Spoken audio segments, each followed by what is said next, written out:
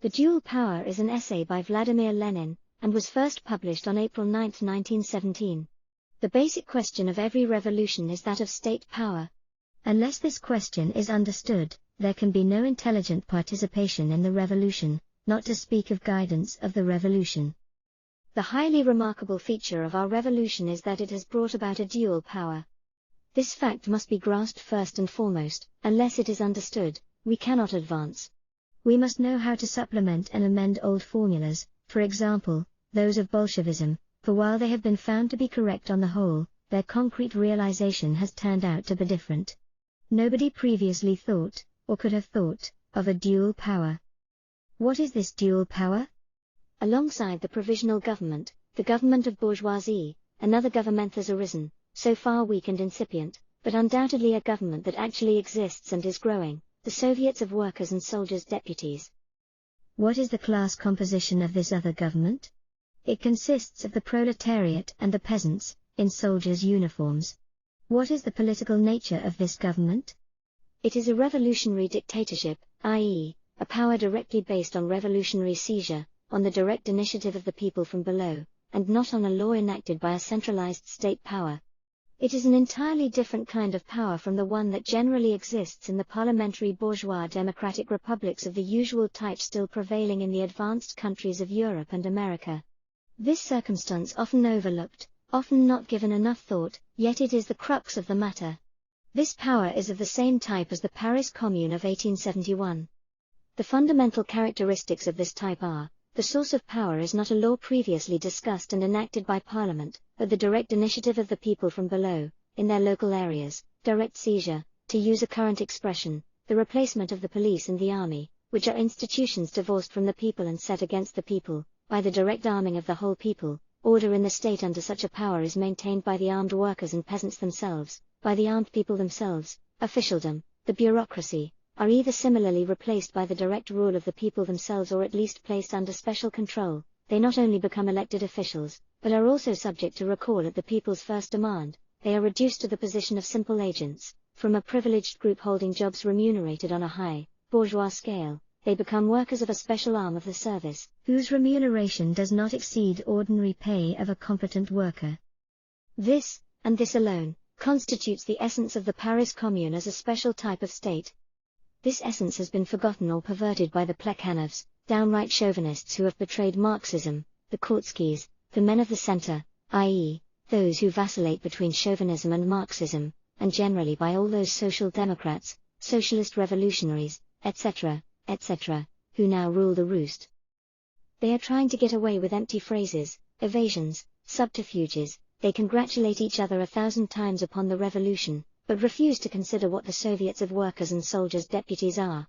They refuse to recognize the obvious truth that inasmuch as these Soviets exist, inasmuch as they are a power, we have in Russia a state of the type of the Paris Commune.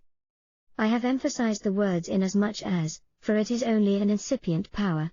By direct agreement with the bourgeois provisional government and by a series of actual concessions, it has itself surrendered and is surrendering its positions to the bourgeoisie. Why? Is it because Chides, Tseretelli, Steklov and company are making a mistake? Nonsense. Only a Philistine can think so, not a Marxist. The reason is insufficient class consciousness and organization of the proletarians and peasants. The mistake of the leaders I have named lies in their petty bourgeois position, in the fact that instead of clarifying the minds of the workers, they are befogging them. Instead of dispelling petty bourgeois illusions, they are instilling them. Instead of freeing the people from bourgeois influence, they are strengthening that influence. It should be clear from this why our comrades, too, make so many mistakes when putting the question simply: should the provisional government be overthrown immediately?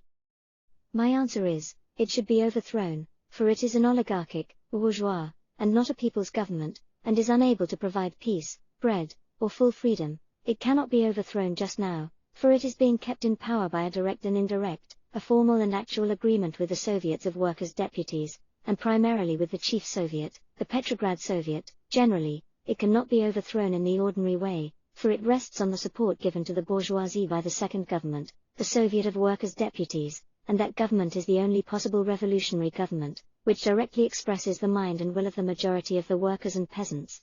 Humanity has not yet evolved, and we do not as yet know a type of government superior to and better than the Soviets of workers, agricultural laborers, peasants, and soldiers' deputies. To become a power, the class-conscious workers must win the majority to their side. As long as no violence is used against the people, there is no other road to power. We are not Blancists, we do not stand for the seizure of power by a minority. We are Marxists, we stand for proletarian class struggle against petty bourgeois intoxication, against chauvinism, defensism, phrase-mongering and dependence on the bourgeoisie. Let us create a proletarian communist party. Its elements have already been created by the best adherents of Bolshevism. Let us rally our ranks for proletarian class work, and larger numbers from among the proletarians, from among the poorest peasants, will range themselves on our side. For actual experience will from day to day shatter the petty bourgeois illusions of those social democrats, the Chaidzes, Tseretellis, Stiklovs and others, the socialist revolutionaries, the petty bourgeois of an even purer water, and so on and so forth. The bourgeoisie stands for the undivided power of the bourgeoisie. The class-conscious workers stand for the undivided power of the Soviets of workers, agricultural laborers, peasants, and soldiers' deputies, for undivided power made possible not by adventurist acts, but by clarifying proletarian minds, by emancipating them from the influence of the bourgeoisie. The petty bourgeoisie, social democrats, socialist revolutionaries, etc., vacillate and, thereby, hinder this clarification and emancipation. This is the class alignment of forces that determines our tasks. This is the end of the essay. Thank you for listening, liking, and subscribing. Until next time.